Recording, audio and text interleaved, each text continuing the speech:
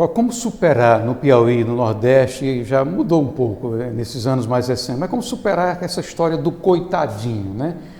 Por exemplo, o PT sempre trabalhou com a história de superação da pobreza, mas o que a gente vê no estado do Piauí, quase metade da população é constituída de pessoas em situação de pobreza. Como vamos fazer frente a isso? E cresceu, né?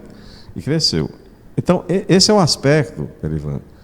Você, como um homem inteligente, é preciso ter muito cuidado, porque quem decide a eleição no Brasil são as classes socioeconômicas C, D e E. Quem são eles? São os desempregados, são os que não têm instrução, são os que não receberam do poder público uma escola decente. Então, faz com que hoje, por exemplo, no Piauí, mais da metade da população dependa de ajuda de governo.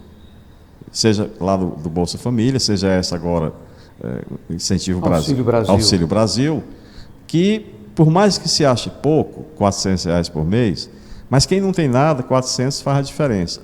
Diminui a fome, não mata a fome, mas diminui. Então, o que é que você tem que fazer?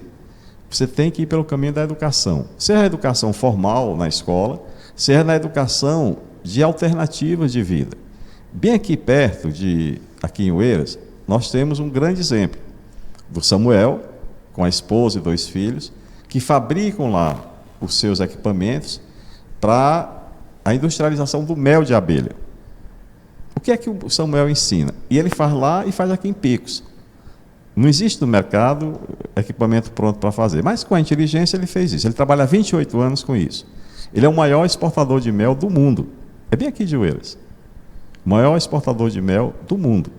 Já comprou fábricas em São Paulo, em Santa Catarina, no Rio Grande do Sul. E é um cidadão aqui, lá na periferia de Oeiras. Por que não copiar a experiência do Samuel, criando um fundo que não precisa de muito dinheiro, para você fornecer a milhares de famílias, na região de Picos, do Cerrado, do Semiárido, fornecer 50, em média, que é a conta que ele faz, 50 colmeias. 50 colmeias, ela custa, cada uma, R$460 que ele fabrica e fornece. Ora, se o Samuel pode, um governo pode muito mais. O que é que, no fim, ele paga com a produção de mel? No primeiro ano, ele paga todas as colmeias, essas colmeias duram 20 anos e a família vai ganhar entre R$5.000 e R$6.000. Então, esse é um caminho que um governo, e aí olhar para os mais humildes, né, que transformará, com certeza, uma região de Picos que já foi uma grande produtora de mel. O senhor fala aí do mel, doutor Silvio, mas aqui tem Santo Antônio de Lisboa, Francisco Santos, Monsenhor Hipólito, muitos pomares da cajucultura, Caju. Né? Em toda essa região. E tem também a mandiocultura aqui na região. O senhor acha que é possível desenvolver projetos, dar um pontapé inicial para que as pessoas comecem a aderir mais a essa questão das atividades produtivas, onde pouco a pouco se vá superando essa cultura criminosa do coitadinho, do cara que não sabe nada, que não pode nada? Não é coitadinho. É preciso respeitar e dar dignidade a ele, e não criar dependência. Então, veja, eu tenho certeza que você tem certeza, como eu tenho, de que é possível mudar são várias soluções, mas você mudar, por exemplo, através da agricultura familiar. O que é que precisa? Precisa que você dê orientação técnica. Pergunto, qual é a orientação técnica que as famílias têm na zona rural sobre a maior produtividade, que tipo de plantação você deve usar, que terra é essa, o que é milho, é mandioca, é arroz? Tem que ter orientação técnica. Por mais tradição, por mais conhecimento que essas famílias tenham, dos seus pais, avós, claro que não é a mesma coisa de uma informação técnica que vai aumentar a produtividade. Alguém tem dúvida que o caju muda a realidade financeira da família? Não.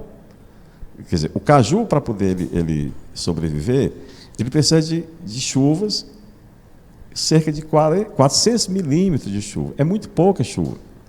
É muito pouco. Portanto, é próprio dessa região de Picos. E tudo que você produzir do caju se produz e se aproveita tudo. Tudo.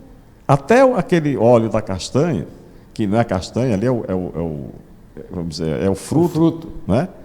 Aquilo ali é caríssimo. O Japão compra tudo que você produzir, porque ele é um óleo lubrificante refinadíssimo, né, inflamável. Quem assou castanha em flan, como eu assei muito, né, pega fogo. Não é? Por quê? Porque ela é muito inflamável. Então, precisa essas questões, essas informações, para que chegue a quem precisa. Não como favor, mas como respeito e direito de cada um. Então, você diz, é difícil? Não. Eu acredito em milagre? Acredito.